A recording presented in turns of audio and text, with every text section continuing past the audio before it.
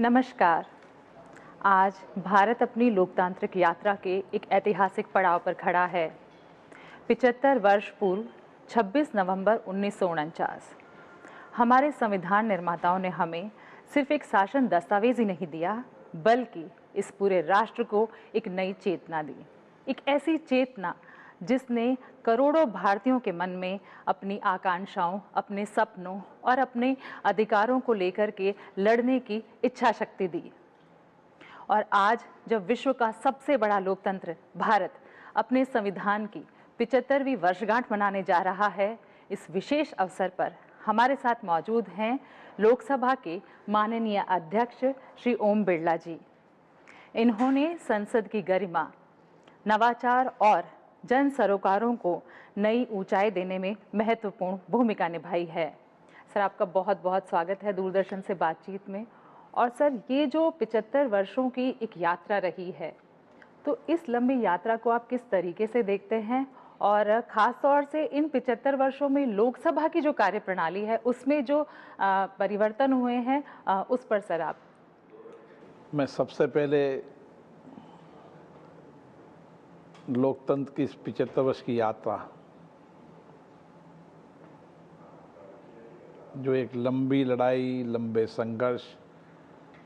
लंबे बलिदान के बाद हमें मिली, उन सभी महानायकों को प्रणाम करता हूँ। और आज़ादी मिलने के बाद इस देश में हमारे महानायकों ने संविधान का निर्माण किया, और वो संविधान आज भी हमारा जीवंत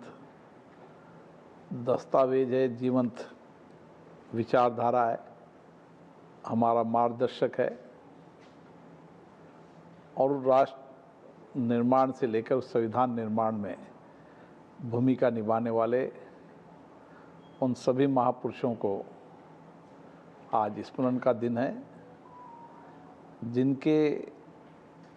अटूट समर्पण से, उनके चिंतन, उनके विचार,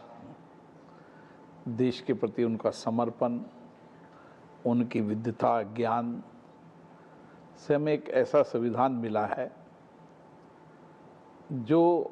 हमारे संसदीय लोकतंत्र के अंदर नए पड़ाव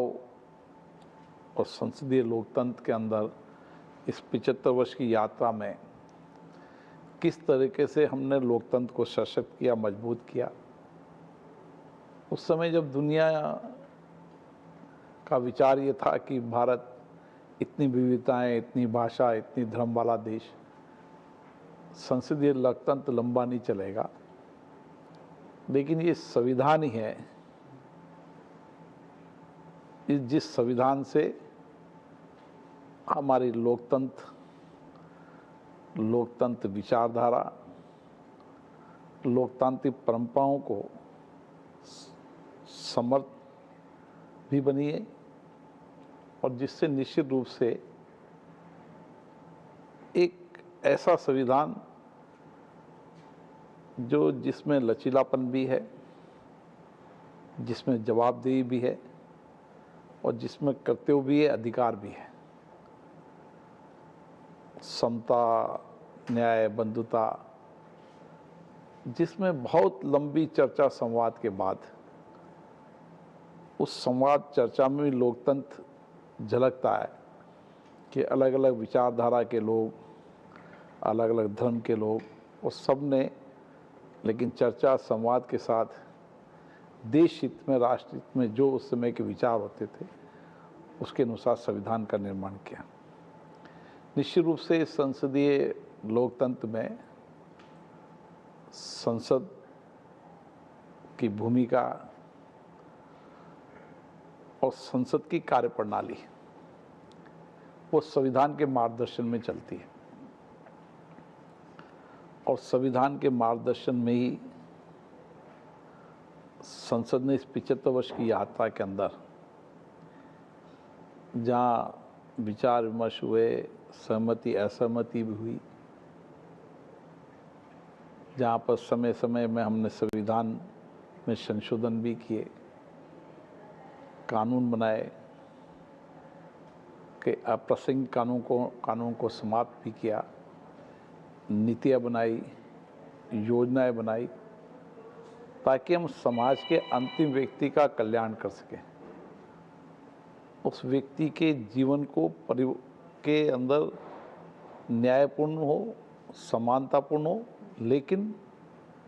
एक ऐसा जीवन जीने के लिए जो जीवन सम्मानपूर्वक हो। इसके लिए एक लंबी यात्रा रही और उसके परिणाम हम देख रहे हैं कि दुनिया के अंदर इस लोकतंत्र की यात्रा में ही भारत आज संसदीय लोकतंत्र में सशक्त भी है और दुनिया के लिए हमारा संविधान मार्गदर्शन भी है, और हमने आर्थिक सामाजिक परिवर्तन करते हुए आज दुनिया में नेतृत्व करने की क्षमता हमारी बड़ी है। जैसा आपने कहा कि अंत्योदय से लेकर के सबका साथ सबके विकास तक हम पहुंचे हैं, और जैसे कि हमारे प्रधानमंत्री श्री नरेंद्र मोदी जी संविधान को गाइडिंग लाइट कहते हैं, तो ऐसे में जैसा आपने बताया कि 140 करोड़ से अधिक की आबादी को लोकतांत्रिक ढांचे में विकास के मार्ग पर लेके जाना अपने आप में पूरी दुनिया के लिए एक अजूबा है। जैसे आपने कहा था कि पहले भी लोगों ने इस पे विश्वास नहीं किया था, और आज भी विश्व का सबसे बड़ा लोकतंत्र है जो विकसित होता जा रहा है। तो ऐसे में सर, क्योंकि आपने बहुत सारे देशों की यात्राएं भी की हैं, हमारा जो संविधान है वो कितना विशिष्ट है और बाकी जो देश हैं वो हमारी तरफ किन नज़रों से देख रहे हैं? सही कहा कि भारत के प्रधानमंत्री माननीय मोदी जी, जिनकी लोकतंत्र के प्रति गहरी आस्था है, जिन्होंने संविधान के अनुसार मर्यादा से शासन चलाने की व्यवस्था, और जब वो राज्य के मुख्यमंत्री थे तब भी उन्होंने संविधान की यात्रा निकाली, और उसके बाद संसद के अंदर भी 26 नवंबर जो हमारे संविधान का निर्माण अंगीकार का दिन था,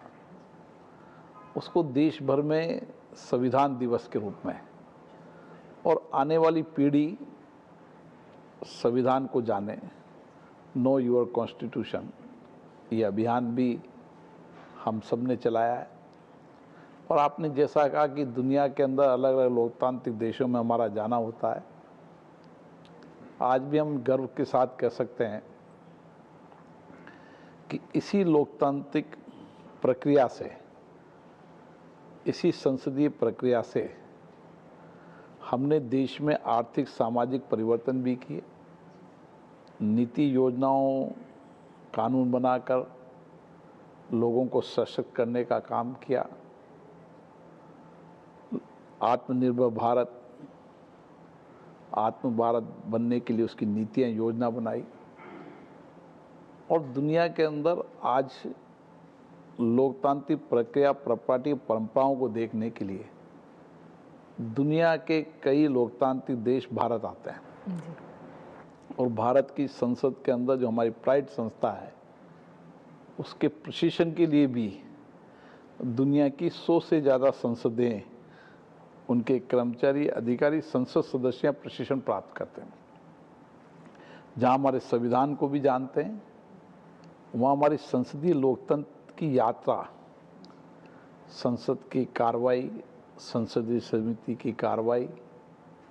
और जिस तरीके से चर्चा और संवाद होता है, उसको अध्ययन और शिक्षण प्रशिक्षण भी प्राप्त करने यहाँ पर आते हैं जी। इसलिए हम सबको गर्व है हमारे इस लोकतांत्रिक ढांचे पर, जिसने दुनिया को संदेश दिया है। जी सर, और जैसा कि हमारा राष्ट्र जो है अभी युवा राष्ट्र है, और आपने कहा कि युवाओं के लिए नो योर कॉन्स्टिट्यूशन पहल जो है वो चलाई जा रही है। इसके अलावा बहुत सारी तकनीक का इस्तेमाल भी जो है संसद में किया जा रहा है, ताकि ज़्यादा से ज़्यादा लोगों को जोड़ा जा सके। तो सर, एक तो ये जुड़ा हुआ सवाल है कि युवाओं में संविधान को लेकर के जो गर्व की भावना है, क्योंकि आज की जो पीढ़ी है उन्होंने उस टाइम का संघर्ष जो है वो नहीं देखा है, तो उसको और ज़्यादा जाने समझें, उसके लिए क्या प्रयास कर रहे हैं, क्या संदेश? आपने सही कहा कि आने वाली पीढ़ी को हम कैसे भारत की विरासत, भारत का संघर्ष, भारत की संस्कृति, भारत की लोकतांत्रिक प्रक्रिया पर देते हैं। जैसा मैंने कहा कि भारत का लोकतंत्र आज़ादी के बाद का ही लोकतंत्र नहीं है, वैदिक काल से ही हमारी प्रॉपर्टी में, हमारे परंपरा, हमारे संस्कारों में लोकतंत्र रहा है। और इसलिए आने वाली पीढ़ी को जहां हम लोकतांत्रिक संसदीय प्रणाली से अवगत कराने के लिए डिजिटल संसद के रूप में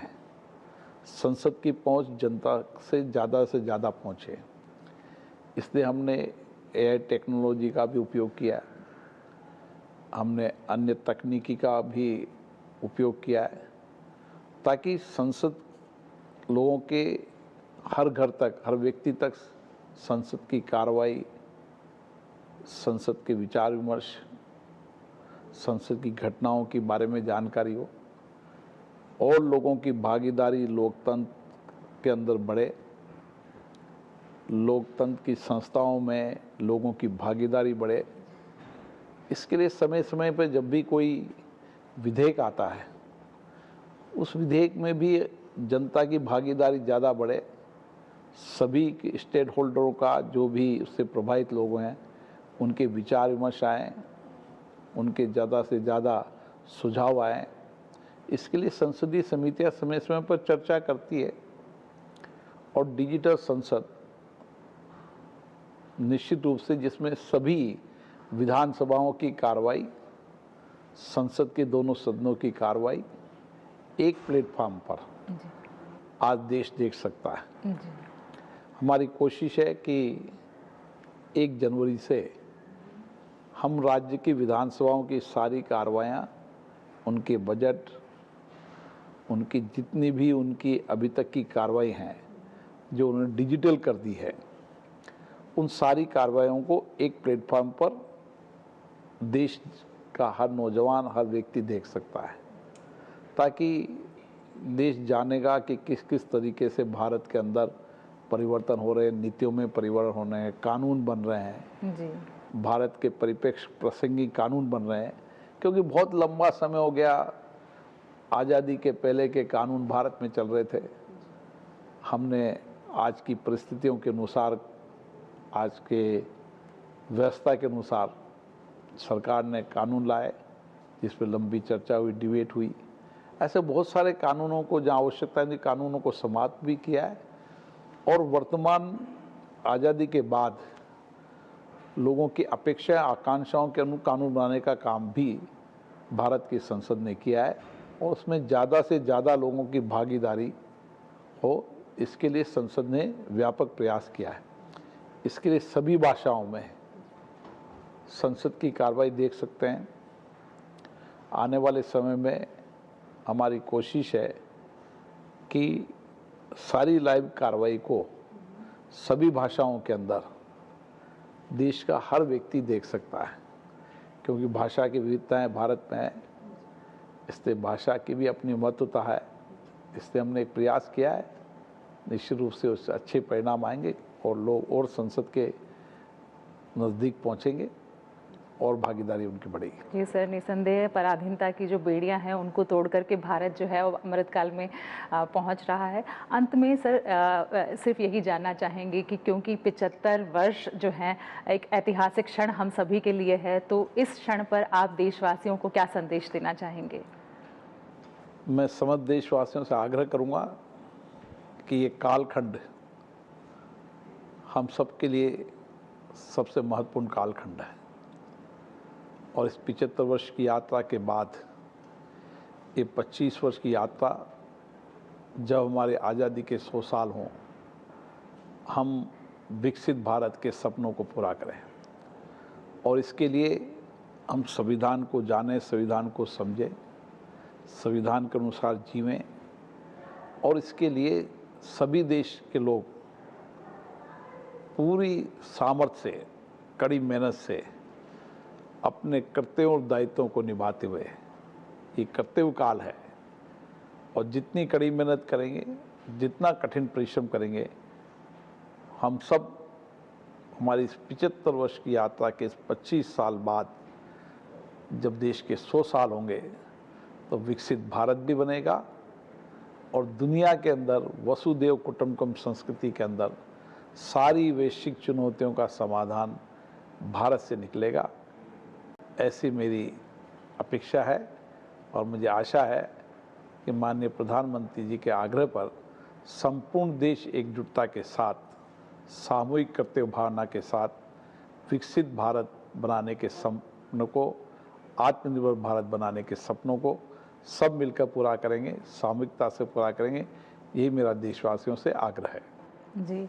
तो जैसा कि माननीय लोकसभा अध्यक्ष जी ने कहा कि हम सभी को संविधान को जानना चाहिए, समझना चाहिए और जो संवैधानिक मूल्य हैं उनका अपने जीवन में जो है पालन करते हुए विकसित भारत की दिशा में आगे बढ़ना चाहिए। सर, दूरदर्शन से बातचीत करने के लिए बहुत बहुत शुक्रिया, धन्यवाद।